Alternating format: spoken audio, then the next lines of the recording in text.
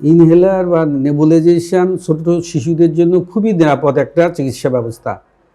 আমাদের দেশে শিশুদের শ্বাসকষ্টের প্রকোপ দিন দিন বাড়ছে এবং সেখানে ইনহেলার এবং নেবুলাইজেশনের দরকার হচ্ছে। কিন্তু আমাদের সাধারণ মানুষের মধ্যে একটা ধারণা আছে এটা দিলে সারা জীবনই ইনহেলার বা নেবুলাইজেশন দিতে হয়, কিন্তু এটা সর্বস্ব মিথ্যা কথা।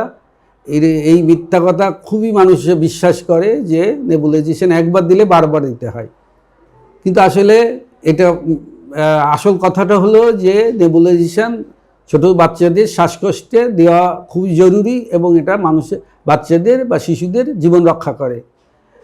খুব অল্প পরিমাণ ওষুধ নেবুলাইজেশনকে দেওয়া হয় এবং এই নেবুলাইজেশন মেশিন ওই ওষুধটাকে গ্যাসে রূপান্তরিত করবে এবং সরাসরি আমাদের যে ফুসফুসে বাচ্চাদের ফুসফুসে চলে যায়, যার জন্য সঙ্গে সঙ্গে কাজ করে এবং সঙ্গে সঙ্গে বাচ্চারা অনেক শ্বাস নিতে পারে এবং ভালো হয়ে যায়। তাই নেবুলাইজেশন বাচ্চাদের কোনো ক্ষতি করে না, বরং খুব তাড়াতাড়ি সুস্থ হতে সাহায্য করে। এই জন্য এই ভুল ধারণাটা মানুষের বা সাধারণ মা বাবার মন থেকে মুছে ফেলতে হবে যে নেবুলাইজেশন ক্ষতি করে এবং একবার দিলে বারবার দিতে হয়।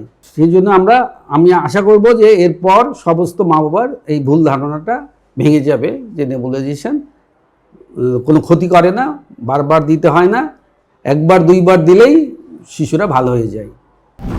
সেরা ডাক্তার, সেরা হাসপাতাল, খাজা বদরুদ্দোজা মডার্ন হাসপাতাল।